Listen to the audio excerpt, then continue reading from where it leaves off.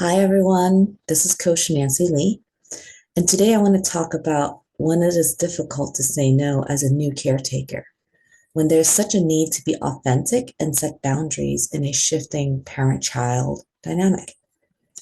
So you're going along in your daily life, and suddenly you get a call. So and so is at the hospital. Come right away. With these 8 words, your whole world flips upside down. First of all, the ER is just a horrible place with lots of sick people who are in pain. Doctors and nurses rushing around, and they're asking the same questions over and over and over again.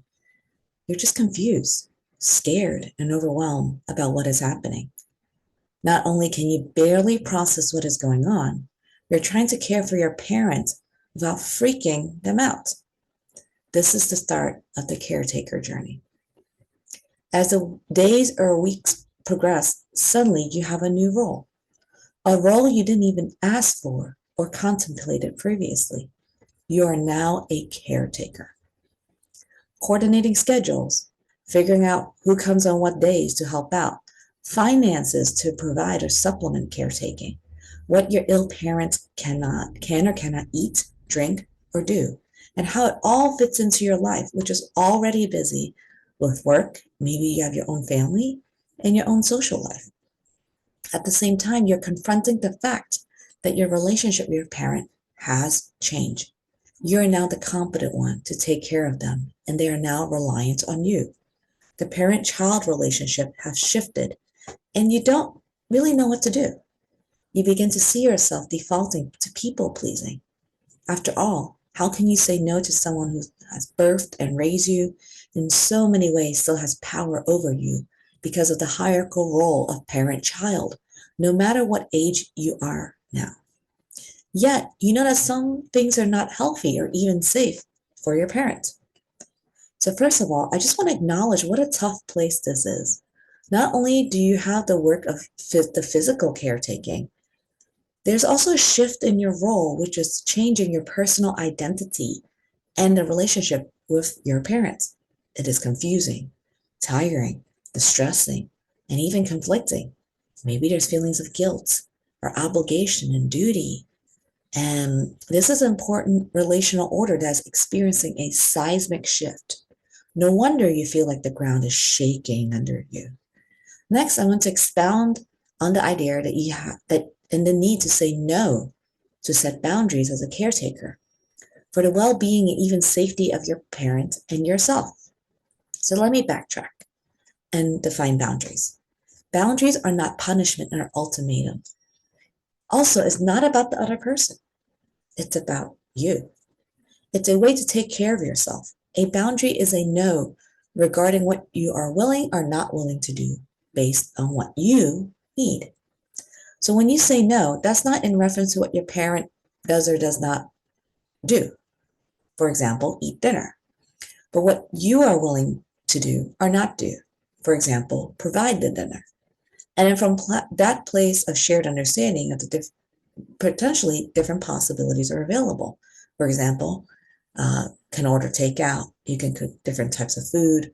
Maybe talk about the not wanting to eat when not feeling well, or understanding that your parent has a decreasing ability to taste and smell food, which affects appetite. And boundaries are really useful, especially in heated moments. For example, you and your parents are in an argument and you just cannot take it anymore. They're not hearing you, you're not hearing them, it's going nowhere. So you may say, it's hard for me to be here and listen to you, so I am going for a walk. And your parent may say, you're just going to leave? How disrespectful.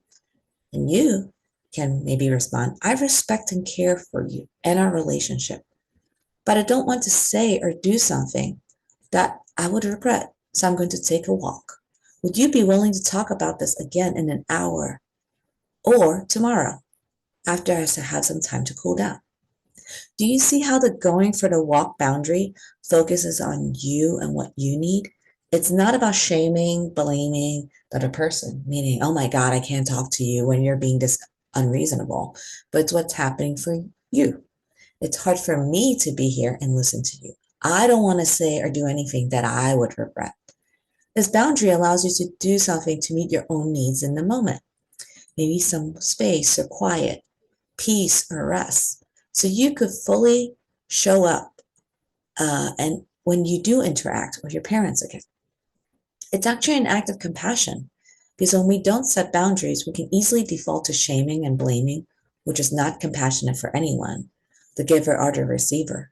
It feels terrible to be blamed or shamed for something we did or say, and it also feels terrible to do the blaming or shaming because at one point we have all been a receiver of this type of treatment.